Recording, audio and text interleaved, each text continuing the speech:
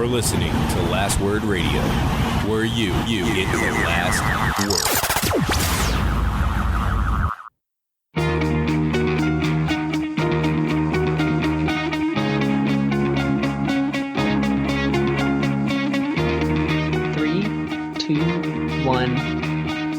Welcome to the Fourth Line Podcast, part of the Alberta Podcast Network, locally grown, community supported. This is September the 7th, 2020, Labor Day.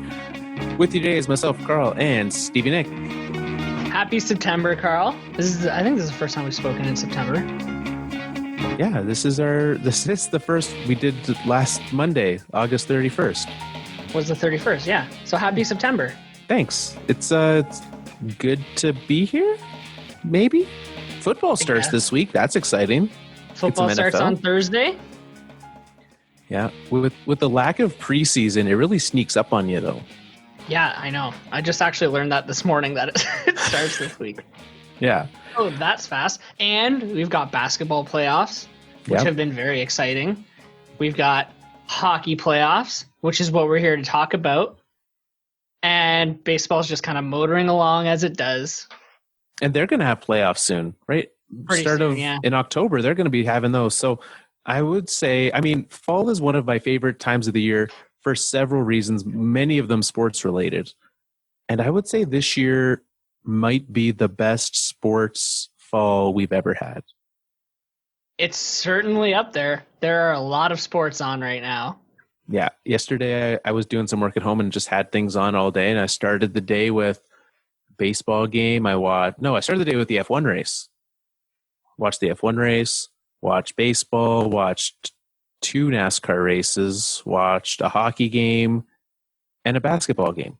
So my goodness, Carl. That's what we call a Sunday, Nick. It's a lot of sports. How about those Blue Jays? How about them? Playoffs? Looking pretty good. Hey, looking you know what? Good. They can make the playoffs. The Raps have come back and tied the Celtics, which is fantastic. Oh my God. Did you watch that game 3? Yeah. I didn't. I watched the last 2 minutes and I'm so glad I turned it on.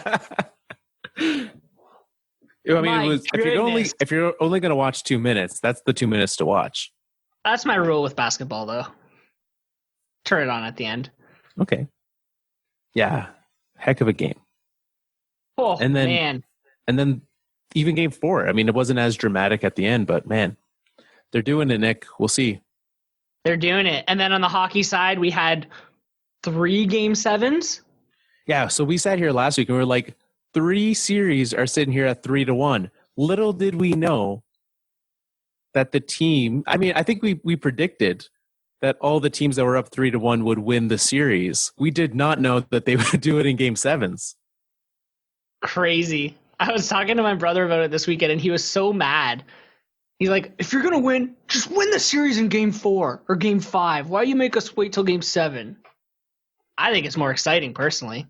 We'll get to some of my thoughts. I have mixed emotions about those games. I'm sure you do. We talked about all the games or just one? Particularly one. We talked before about if you started yelling, what would happen? Yeah. I now think about it. If anyone's yelling this episode, it's me. Just remember to pull back from the mic. Yeah, got to do it. All right. Let's get to that. Before we get to the rest of the show, I want to remind everyone about the fine folks at the Alberta Podcast Network and as well CPA Alberta. Nick, did you know that CPAs or chartered professional accountants can handle more than just financials? Those 3 letters mean you're working with a professional who is trained to make a difference in your organization. CPAs can bridge all areas of an organization, understand the ins and outs of your business, and bring a holistic view to problem solving, which is always a good thing. If you've never considered hiring one, then you should fix that and do it. So let a CPA help you bounce back from these tough economic times. You can find out more about them at cpaalberta.com. Or you can find them on Facebook, Twitter, Instagram, or LinkedIn and let them help you support you and your clients. So cpaalberta.com, head on over there and find out. Let's get into it, Nick. We had 3 game 7s, which we sat here last week and talked about all the game 5s. Maybe it's done. You said only one of those series was going to be a comeback. and the team that was down could win. I did. And I was almost right. You were very close to being right. So let's start there. Let's get the Band-Aid over with, Nick. Let's do it, because not only was the rest of that series close, that Game 7 was the only Game 7 that went to overtime. That wasn't even remotely close. Yeah, for the other ones, I mean, not close on those ones. So Dallas, Colorado Avalanche came back, tied it up, forced overtime. I guess Dallas forced overtime. And someone that I'm not sure any of us had ever even heard of, Joel Curvinata, if I'm even saying it correctly. A hat trick in Game 7 with a winner in overtime. I've never heard that name before. No, he was the guy who came in to that game to replace Andrew Cogliano. So that's the role that you're replacing. Complete surprise. Obviously, good for him. Don't have anything against him, but not happy about that outcome, Nick. So let's go back. Last time we spoke, the Avalanche were down 3-1, and Michael Hutchison hadn't started a game yet, correct? Correct. I don't think he had started a game. His first game that he started was Game 5. Yeah, he'd come into a game, but had not started. So Game 5, I turn on the game about, I don't know, halfway through the first period, and it's already like 4-0 Colorado. Yeah, that was a game. Right? So they came out guns a-blazing, saying, it doesn't matter that Michael Hutchison's in that, we're just going to go win this game. And what's interesting about this whole series, and we'll get to it more so when we start to talk about this next series with Dallas, but it just seems like Dallas will play whatever style you're going to let them play. They can play it, and they can play it well. And so in this game, they stopped doing that, and Colorado took over. And they're like, no, we're going to play this style of play where we score all the goals, and you let us. Felt great, Nick. Hutch gave up some soft ones, didn't matter, won the game 6-3. But you kind of have to expect when your third string goalie's starting that there's going to be some soft ones let in.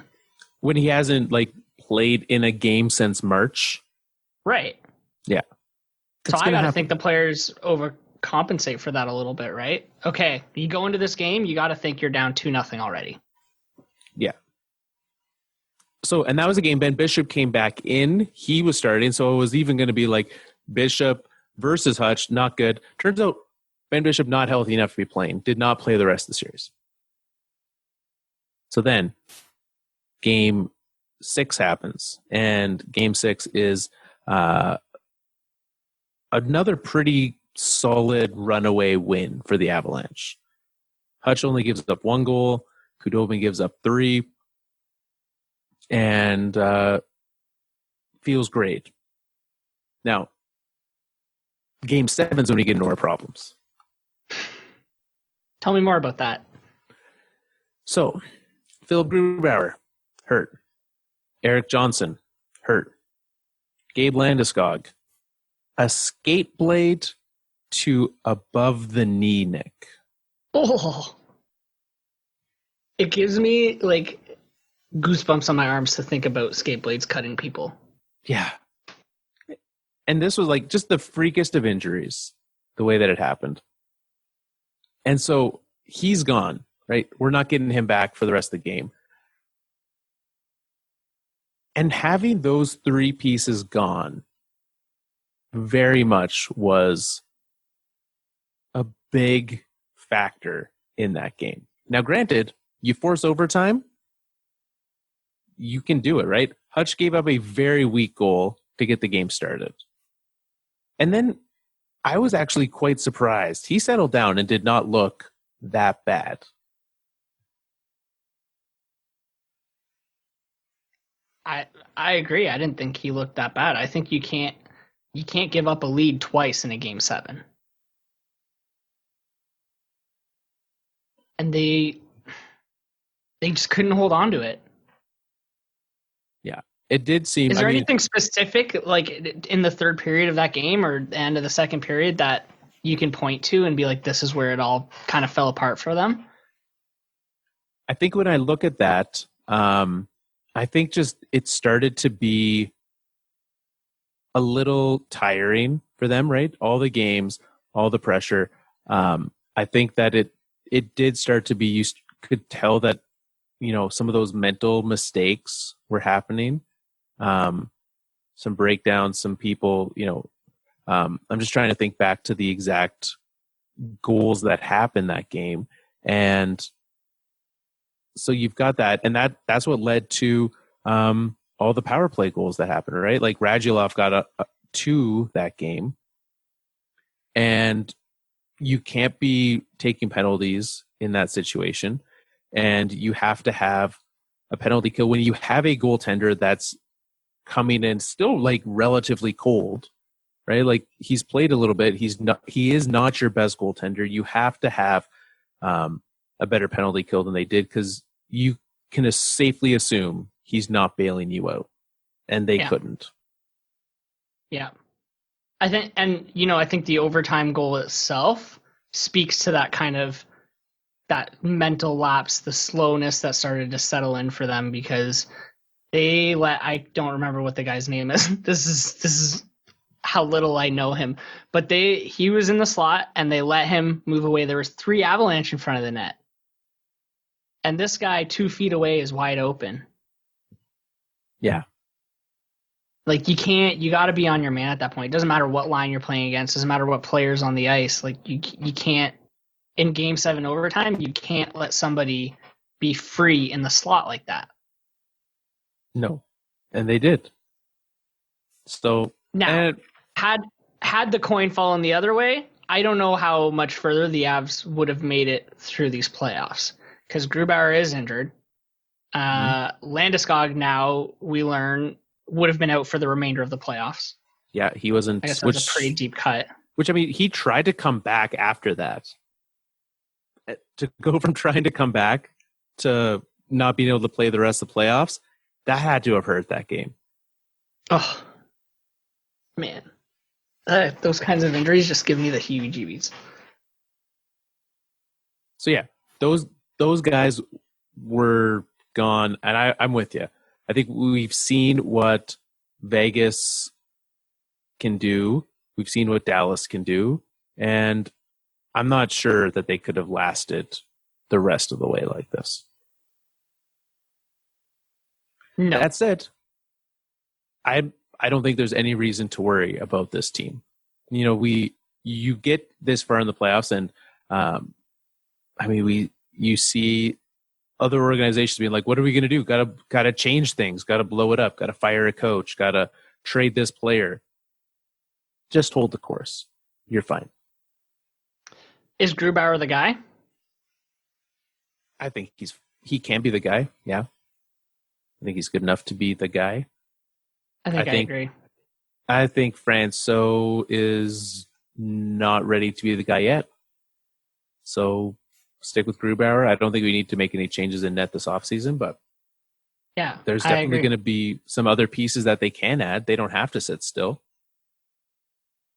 No, but I think if they do, it's not, you don't have to worry too much about it. Yeah. And not a lot changing this offseason from the makeup of this team, right? Like a lot of these guys are still going to be here next year. A lot of them are still going to be getting better. I think we'll see Bowen Byram in camp and see what he looks like and where he fits into this team and go from there.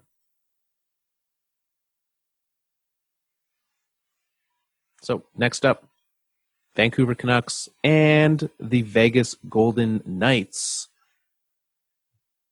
What do you take from the situation? So we've got Robin Lehner in one net.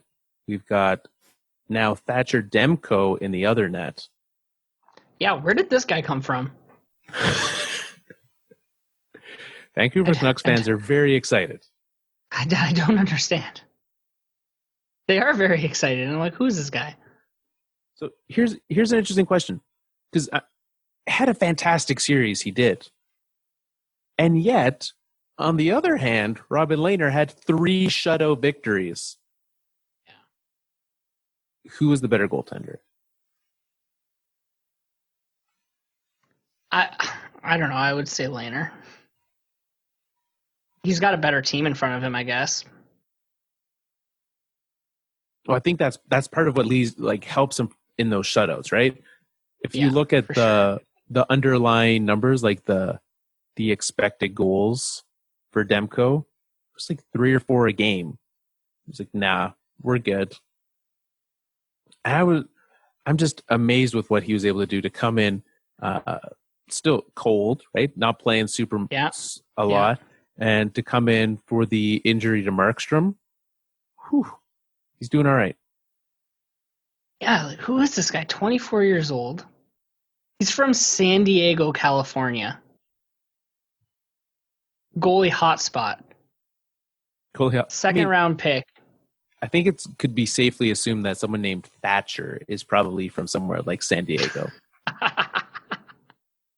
Thatcher Demko. He sounds like the main character in some like old-timey English novel. See, I was thinking like a surf movie. Oh yeah, I could see that too. Yeah. Or I could see that movie. Too. He's the new character in Tony Hawk that you can unlock. Thatcher. Instead of a skateboard, he has a skateboard that's made of a goalie stick. Oh, I like this. So moving into next year, Jacob Markstrom is a free agent. Should the Canucks be okay losing him in free agency and putting all of their faith in Demko? No, God, no. No. I think you just gave yourself a whiplash shaking your head no. No team should be making drastic changes based on what has happened in the last 3 weeks or 4 weeks or however long hockey's been back. No, absolutely not. What about if it was based on 3 games, Nick? Even less so. I agree. But no, Markstrom's your guy. Stick with it. And here's the good news: you can have both. Like, there's no reason. Demko's still signed next year. You can sign Markstrom to a solid 3-4 year deal. Yeah, exactly. So why is this a discussion? Why don't they want to eat their cake? Because last time they ate their cake, they got into a Roberto Luongo, Corey Schneider situation. Who they're still paying. Right. They're still paying one of them. Oh my God. I'm on their cap friendly page right now. They're still paying Luongo $3 million a year. Well, that's because he retired. When he retired, he really hurt them. It's beautiful.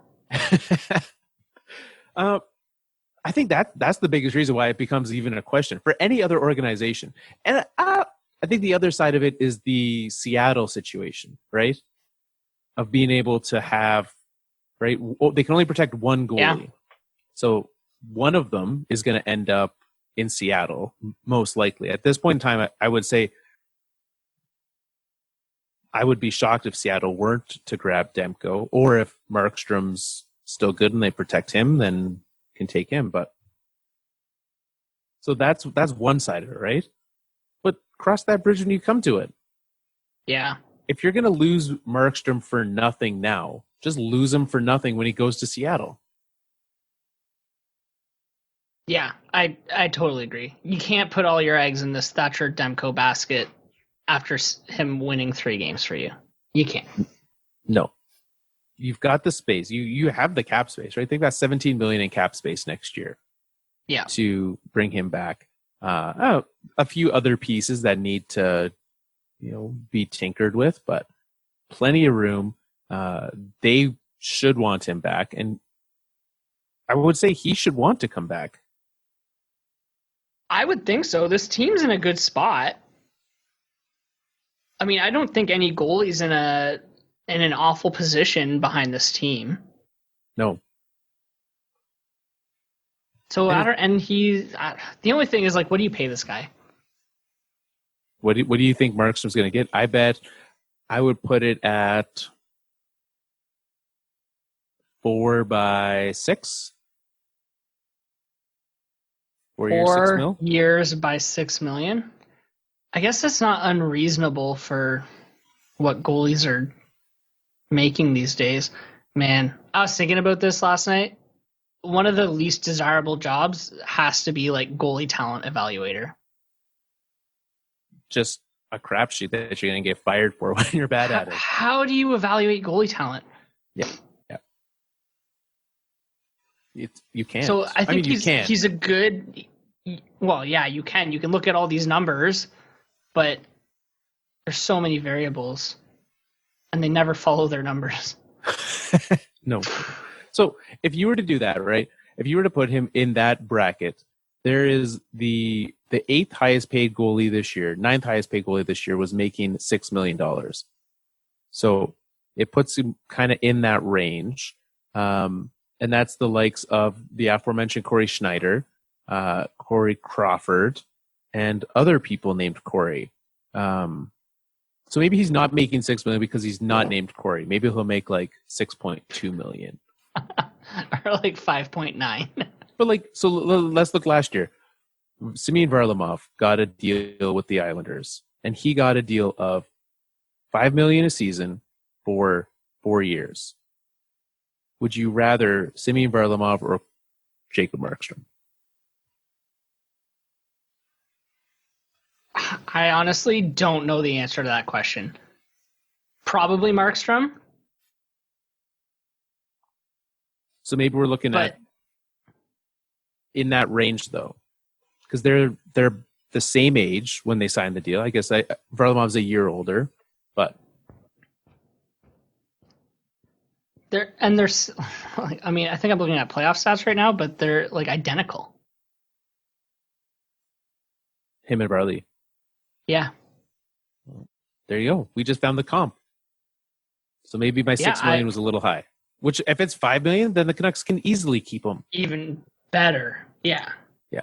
I think something in that range they'll be okay with. And that's probably where they should settle. Yeah, there you go. Especially with the flat cap, I think salaries are going to be a little suppressed this offseason. So, yeah, all those poor goalies, eh? All the goalies being free agents this year. Braden Holtby, Braden Holtby's been mediocre at best these last couple of years, but he's in a tough spot. It's like, man, I finally get a chance. Never mind. It's going to be rough for all free agents this year. It is. It's not a good year. If only they'd known that a pandemic was coming. If only. All right, last series. Last Game 7, Islanders, Flyers. Speaking of the Islanders and goaltenders, Thomas Greiss shows up for Game 7. The surprise Thomas Greiss appearance. And still gets a shutout. The Flyers can't score no matter who they're playing against. I think that's more of a testament to how the Islanders play hockey than it is their goalie. Do you think that's more of a testament to the way the Islanders play than it is to how bad the Flyers are? I don't think the Flyers are that bad. I think, I don't know, I guess maybe they are bad. They just they couldn't figure out how to get past the Islanders. I guess we'll find out, right? If the Islanders have done this multiple times to multiple teams now. And yeah. I think that their style of play is very strong. They are very well coached. They play it incredibly well. Because they can shut down almost anyone. They're suffocating. I was so frustrated for the Flyers watching that Game 7. They could not get a clean zone entry. They could not get a clean zone exit. Right. Yeah. The puck was just bouncing all over because they could not find their teammates' sticks. And I don't think that's because the Flyers are bad at hockey. I think it's just because the Islanders are just a suffocating team to play against. Yeah. Yeah, then that's incredibly true. I'm very interested to see now with them facing off against Tampa what that's going to look like. How can they pull it off? Which one's going to win? Right? Because one's going to win, right? One is going to come out on top, and I think it'll be pretty obvious pretty soon tonight which one it is. Yeah, I'm really interested to see how this series plays out. Because I say this every series, but I'm like, the Islanders are going to meet their match here. There's no way they're going to get through X team. And I've said it every series that they've played in. But that's how I feel with Tampa. Right. So let's cycle back before we get into that series. I want to camp on the Flyers for a second, because you said that no team should make any decisions based on what's happened these last 3 weeks, 4 weeks in the bubble. Yes. So there's been talk that the Flyers are going to make some sorts of moves, right? Shane Gostisbehere's name's been thrown around a bit. They have most of their team signed. So there's not, if there is something that's happening, it's likely via trade. Do you agree with that statement in respect to the Flyers as well? Yeah, the decisions they make shouldn't be based on what's happened in the last 3 or 4 weeks. Going into the season closure after the trade deadline, was their mindset we still need to make some tweaks or some changes in the off season? If yes, then yeah, continue down that path. But I wouldn't let this kind of one-off crazy bubble series dictate any big decisions. To me, moving Shane Gostisbehere based on how he played in these playoffs is a scary concept. Yeah, I definitely agree that you shouldn't make any drastic choices, but the same could apply for any playoff series, right? If you were to start and say, I'm not going to make any drastic changes based on a 7-game sample size, I would agree. But teams eventually have to do that, right? If you continually lose in the playoffs with this core, because this core is not young anymore. I mean, Carter Hart, young, right? But the players up front that they're trusting in, right? Giroux, Voracek, JVR, Hayes, Sean Couturier is getting up there. These are players that are not getting any better. They're peaking real quick. I kind of put them in the same tier as that Washington Capitals team. With this core, they're kind of at the end of it. Maybe you get another season where you can do something, but at this point in all those guys you named, Giroux, Voracek, you're running out of time. Yeah, and now, go ahead. I don't remember seeing Nolan Patrick on the ice at all. No, he was hurt. He was hurt with the whole playoffs? Yes. That's not great. No. Nolan Patrick is one that I have very much given up hopes of any excitement. 2 seasons, managed to play fairly full seasons, both of them, 13 goals apiece. It's disappointing. Not what you want from a second overall pick. Now, they're going into next year with almost $9 million in cap space. Yeah. So they have some room if they want to for them to do something. And obviously they've got some expiring contracts, so they'll have to plug some holes here, but I don't know, not big holes. And what are you going to do? You're going to start moving some of these big guys? I understand why Gostisbehere comes up, because he has a reasonable cap hit. Yeah. And plays very streaky hockey. Yeah.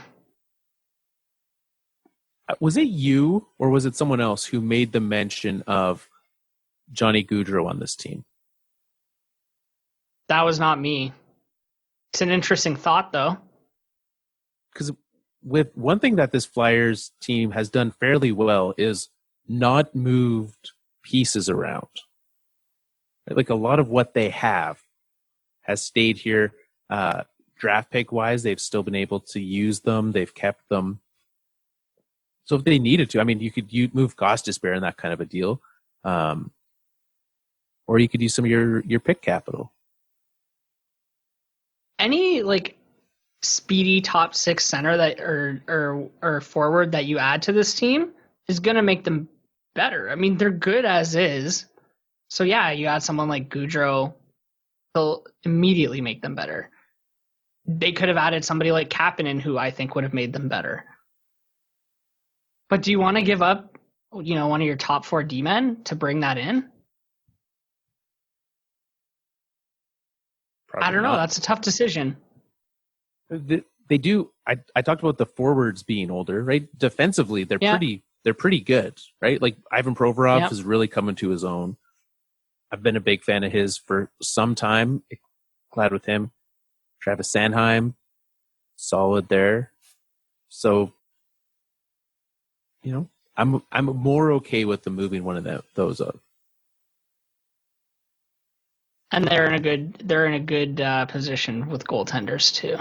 Yeah, they don't really. They can bring back a cheap Brian Elliott type again. Yeah, and that'll be pretty easy. I agree. All right, I agree. Brings us to the series at hand.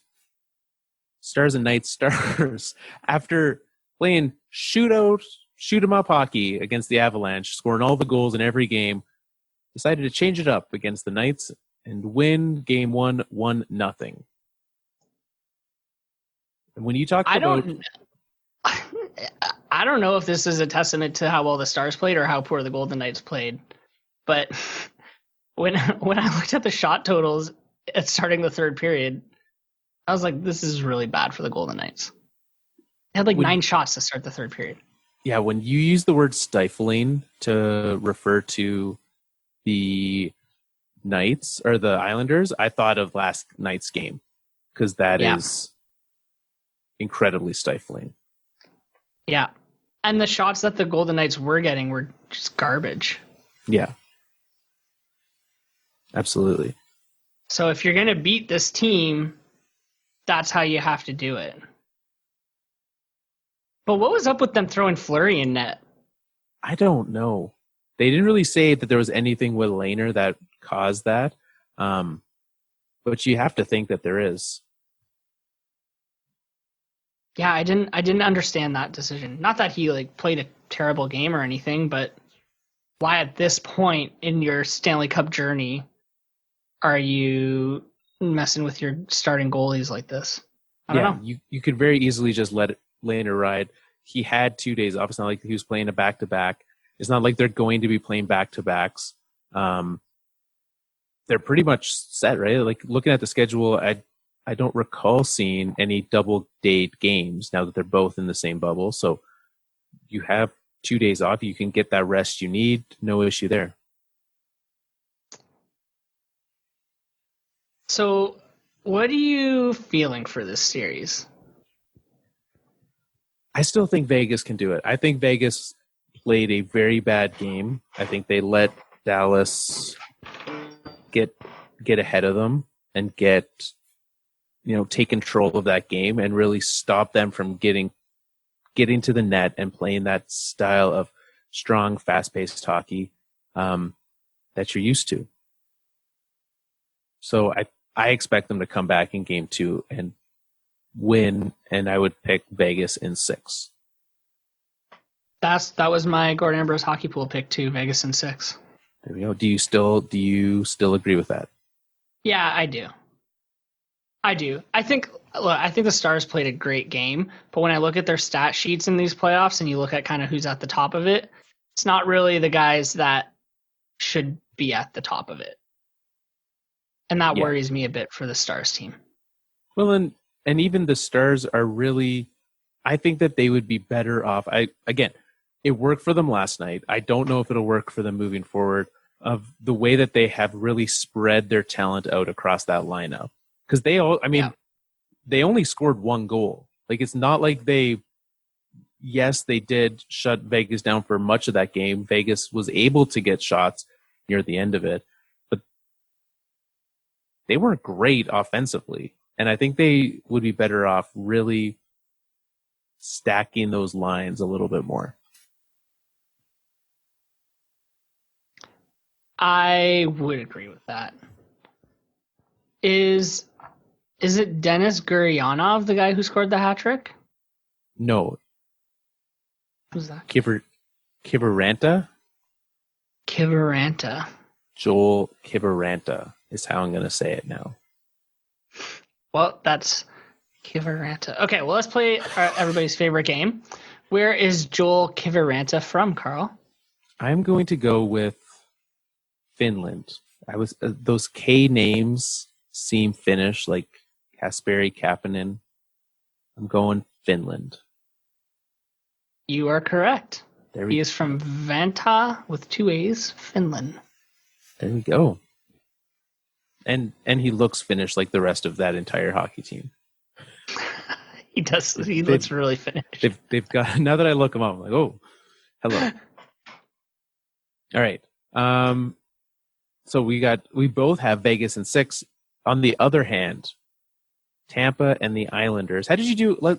Before we go, how did you do in Gord Ambrose hockey pool last round? Oh, not great. Not great. I didn't make any money. Not well enough to get the pity money. No, because I got one series right. I got Tampa, Boston right. So I didn't lose bad enough to make any money. It's disappointing. I had Tampa, I had Philly, and they obviously lost. I had Colorado, they obviously lost. And I had Vegas. So I went 2 for 4. Not bad. But you had the numbers wrong too, right? Oh, I had all the numbers wrong. Yeah. What about, do you get pity money this round if you're wrong doubly? Yeah, I think if you get both wrong, he's going to give you $10. Wow, so that seems pretty easy. This guy, and he changes the rules every round. I don't know how, where he finds the energy to think of this stuff.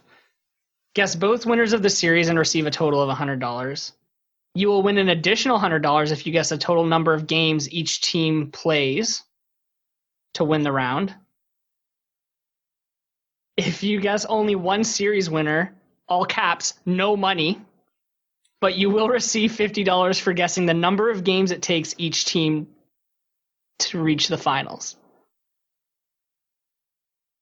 Honestly, it's so confusing. Do you buy into this pool? No. So he just pays out. I was gonna say, all you need to do is pick, literally, if you were to flip a coin, you have a 25% chance of $100 this round. Yes. Yes. That's spectacular. The problem is, Carl, I think I know hockey. Mm-hmm. So I don't flip coins. I try and use my brain to deduce which team's going to win in how many games, and it's never right. Well, good news. Even if you use your brain to deduce it, you still have a 25% chance. So you're set. Well, we'll see. We'll check in after this round. I'll let you know how we did. What's even better is, and I don't know how much, this is why I get kicked out of things like this. And maybe we shouldn't post this on the internet for everyone, including Gord. Gord's not going to listen. Gord doesn't listen. Because what would happen if you and Christy made sure to pick differently, so that because there's only 4 possible scenarios, you cover half of them, and you make sure you get the little one in there too. She's making a pick. You've now covered 3 of them. You could. Is he rolls on the honor system? He tells us every year no cheating. So collusion, like I'm suggesting, would be frowned upon. Absolutely. And what it comes down to is, stupidly or not, we have integrity. I mean, when it comes to a family situation like that, you don't want to be just stealing Gord's money. You want to earn it. Yeah, we also like the competition between each other about who can get more right. Yeah. Do you have anything earmarked for what you're going to spend that $100 with when you get this round right? I don't. I should pick something though, and I should pick something that only I will enjoy. Yeah. Yeah, you earned it. But I don't think I'm going to... I should get it based on the teams because I've got Vegas and I picked Tampa. But I think the number of games I picked Tampa in is wrong. So you're not going to get it in you're not going to get $200. You're only going to get $100. No. Yeah, I should only plan to spend the $100. Well, that's all right. So let's get to that. What did you pick Tampa to win in? 5. What do you wish you'd picked it in? 6 or 7. I would also say Tampa in 6 for this one. I like to make like one bold pick per round. And I figured out of the 2 rounds, this is the one that has a chance to be the most bold. Although if I really wanted to be bold, I would have picked the Islanders. But I'm too scared. I can't do it. Yeah, I'm very excited to see what your one bold pick per round is next round. Very looking forward to that. So what do you... Steven Stamkos not going to be back for the entire playoffs. So did they say the whole playoffs? I guess for this series...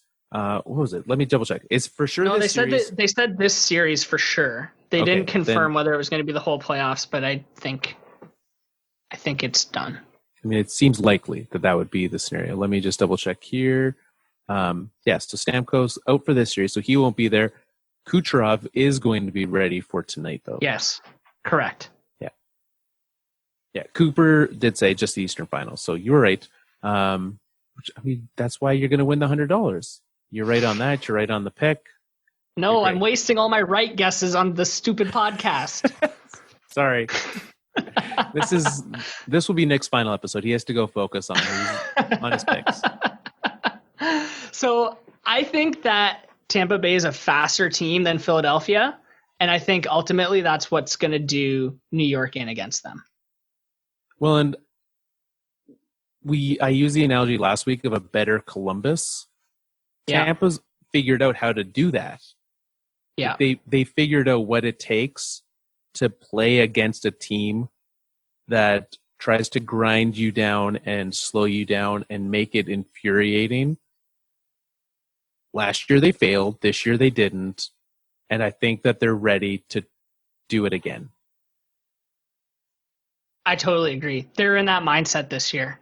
You can just see the way they're playing. Like, of all the series to not go to Game 7, the Tampa-Boston one, really? They're just, they're done with this early round playoffs. They're like, give me the Stanley Cup Finals. Yeah. They're fresh. No one, I mean, Kucherov had many days to get healthy, so that's great. Yeah. They made the flight over. So they're ready. They've moved. And I don't think there's going to be, it's interesting. Like, they're so used to moving. Every round you're going to different places, different cities. I think it's interesting that like 2 teams have to move now. Wherein the rest of them just kind of chill and stay. I don't know. Yeah, but they only move once. I know, just bubble hockey's weird. Like I think mentally, I think it's gotta still be strange and a little bit difficult for some of these guys. It must be. And I think they're still kind of in the air on whether or not the families can come in or not. Well, because a lot of them can't get across the border, right? Like if you're all 4 of these American teams trying to get them across the border and they can't. So I don't think.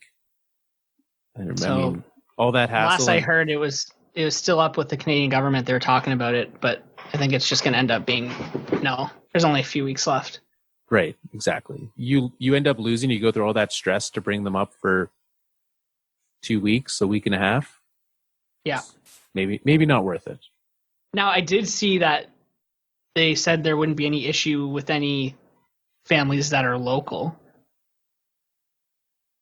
So I don't know whether the NHL would consider letting some in, or the players would consider letting some in, but not others. I kind of feel like it has to be a hard no. Yeah, that seems. I mean, now I want to look at these rosters and see who has family in Alberta. Like, how many people do we have there? But not even Alberta. We can move freely throughout the country. That's true. Toronto, Vancouver, East End. Yeah. I guess Coast. Local is a relative term. Interesting. I mean, yeah, Vegas has some Canadians on there. I mean, I guess every team's got Canadians on it, but interesting. Yeah, there's a lot of Canadians that play hockey. You may have heard. That's the thing that some of us do. Well, thing that you have Tampa in 6. Tampa in 6. You got Tampa in 5. Officially, but unofficially, Tampa in 6. Yeah. One thing that made Vegas's game, I forgot to talk about this when it happened, when we talked about the series, but Ryan Reaves, a 1-game suspension for his hit on Tyler Motte in Game 7, got kicked out of that game, and then got the 1 bonus game for Game 1. Didn't seem like enough to me. Really? I thought it was a suspendable hit. He got kicked out for the game, and I think a game is enough. I don't know what point in the game it happened at, though. It was mid, so he missed about like halfway 1.5 through the game. Yeah. So yeah, I don't know. I didn't think it was worth more than that. When that came down, I thought, okay, for the hit that I saw, yeah, it was definitely suspendable. I think 1 playoff game plus the misconduct is enough. Yeah. I don't know. I just think that it's I think it was reckless. It was unnecessary. It was everything illegal about hits to the head, and I think it could have been more. If not, like maybe 1 or 2, but I just think I'm almost always going to disagree with the length of suspensions. Yeah, I mean, it's the NHL player safety department. They don't often get anything right. No. And one last piece of news we had this week, Jake Allen was traded. St. Louis Blues season ends, and they're like, get out of here, Jake. Trading him to Montreal. Uh-huh. There was absolutely... I saw some media folks saying, like, this trade makes sense for both teams. There is almost nothing about this trade that makes sense to either of these teams for me. What was the return on it? I know it was picks. It was picks. So it was a third-round pick was the highest that St. Louis got back from Montreal. Really? Yeah. So St. Louis needed to clear cap space, right? That's the logic behind it. St. Louis needed, Alex Pietrangelo, free agent this year, Jake Allen, cap hit of 4.35. That's a big amount to shed when you got to re-sign your captain. Yeah. Although Pietrangelo is almost certainly going to be overpaid for way too long. When you get the hometown discount, that's no longer a discount. Yeah. Yeah, exactly. And I still think St. Louis has to shed some space. What are they sitting at right now? 6.397. Jeez. That's not enough to bring him back. No, it's not. So they're going to have to make some other moves. They're going to sign Vince Dunn. That's going to happen. Interesting. Yeah, and they need a second goalie. Too much. I think Dunn will be a few million. And you think so? I think so, yeah.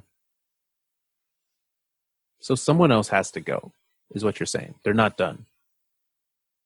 They can't be done. Not if they're planning on keeping Pietrangelo around. You know, I look at someone like, he's got a no trade clause, but Alex Steen has a 5.7 million cap hit at 36 years old. I don't know. That might be one you might want to try and shave. Tyler Bozak's making $5 million. You know, those are. I know Steen is.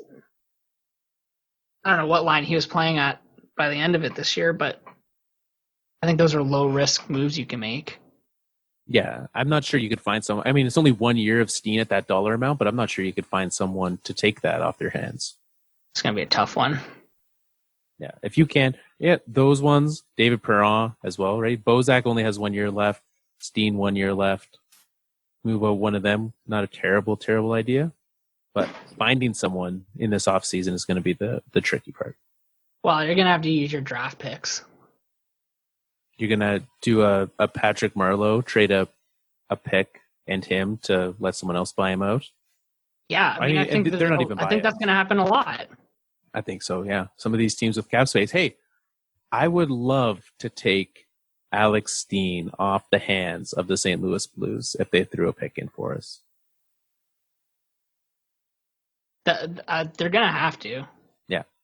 I'm all for that. On the flip side, Montreal, they added a backup goaltender, which this year their backup goalie situation was a disaster. So I get them wanting to improve it. But with so many goalies on the market, to give up when you know that they needed to doesn't seem that great. I agree. So initially, I actually like this deal for Montreal because when Carey Price needs his break, you have someone there who can pick up that slack, which, as you said, this year they didn't really have. It was a disaster.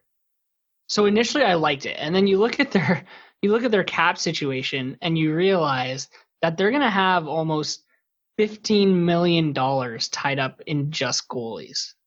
That is crazy. That's too much. It's too much. Yeah. Which, by the way, they don't even have the space for yet.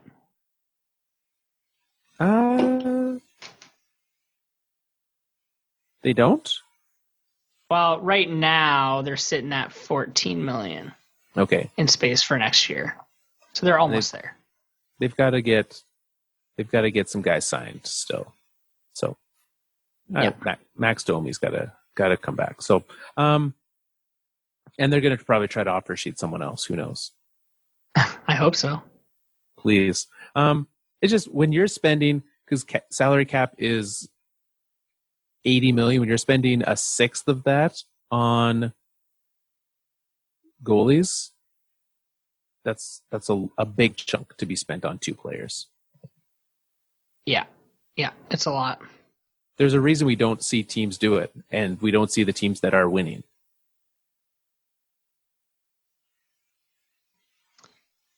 Yeah. And so I don't know. Is Montreal done? They have a healthy amount of draft picks. Yeah, I could see them making. I mean, they're going to make some more moves in some regard. Marc Bergevin is a classic over-tinkerer. That guy's always making moves, eh? Yeah. But like Carl Alsner, you need this guy around for much longer? No. At $4.6 million? I don't know what you can do with them, but no, you do not need it. So yeah, I don't know. It just seems like there was a better way for St. Louis to. There was other pieces that they could have tried to move out, because Jordan Binnington was not good enough for me to give full hope to this year. Especially, I mean, again, I'm flying in the face of what you say, but I'm looking at what he did in the playoffs, and he wasn't enough. And we've only seen such a limited sample size from him already to then get rid of the only piece that's backing him up, I think is not the wisest move for a third-round pick. No, there's other pieces that could have moved out. But I think the goalie market right now is wealthy enough that you could find a backup goalie, that you'll be able to find a backup goalie on the cheap. That's their hope, right? They need to hope for that, for sure. And then on the flip side, that's the reason I don't like this trade for Montreal. Because you could have just gotten someone totally about on par, probably for less money, without giving up a draft pick. Yeah, I totally agree. So, anyways, apparently that's the thing that they both decided was good for their team. So, there we are. Montreal will make some other surprising moves that we're all going to be like, WTF? Who saw that coming? It's true. All right. One thing that we get to do now, Nick, that the playoffs are over. This round is over. Not the entire playoffs. Just this round of the playoffs over. We get to hand out some high sticking prizes. Hell yeah. You ready? So heck yeah. Let's get some drum roll. The winner of this round of high sticking is Adam Cole. Congratulations, Adam. He came in, so we had it down to the final game. It was tied with him and our Columbus Blue Jackets friend, Gio, and they each had, one had a Flyer, one had an Islander. The Islanders won, and Adam came out victorious. So congratulations, Adam. Send us a DM. Let us know where we can, or an email. Let us know where we can send you your prize of either a coaster or a puck and a pack of vintage hockey cards. As well, we're going to draw a winner now, Nick. So we had, as these rounds get less and less games, we have less and less points. So we have 154 names in a hat. I'm going to search up a random number generator. Ooh. The random number is the number, wait for it, 62. It paused at 52, which definitely changed who it was. Congratulations to TK Ferber. TK Ferber, you are the winner of this round of the random high staking.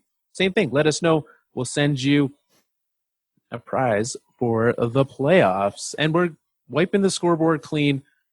It's all done. We're starting from scratch, and we'll be able to do that. So if you've already win again. Get us a different prize. That is absolutely possible.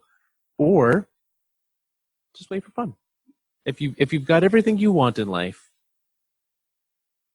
just play for fun. Either way, we're going to wipe the scoreboard clean and play. The way it works is you pick in every game, which is now only one a day. You pick who you think is going to win or score the game-winning goal.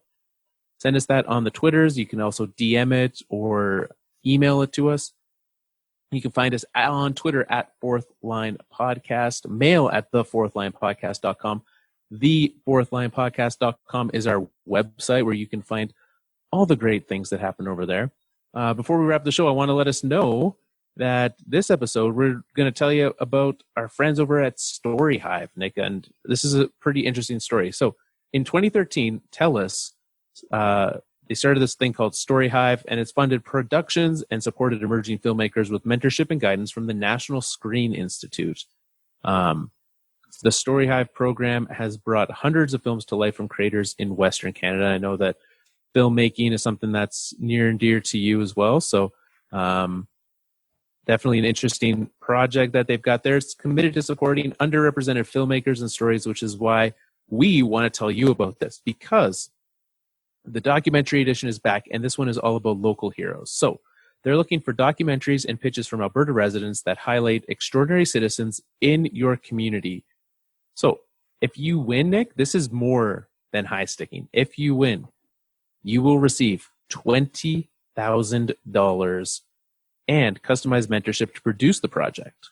So applications close 1 p.m. Mountain Time on October 7th. So you have 1 month to get in your application. You should do this if you are an Alberta resident, a filmmaker, you have a documentary idea. They're going to help you make it happen. Check eligibility requirements at storyhive.com, all one word, storyhive.com. Head on over there and check that out. Until next week, we're going to be enjoying hockey. Glad to still have it every night of the week, because that's almost done. We've only got a couple more weeks of hockey on every night. Enjoy it while you still can. Thanks for tuning in this week. See ya. It's time for us to wrap up another Fourth Line show. I know what you're thinking. You don't want us to go. Poor Steven Stamkos will probably never win a thing. It's almost as bad as having to hear me sing.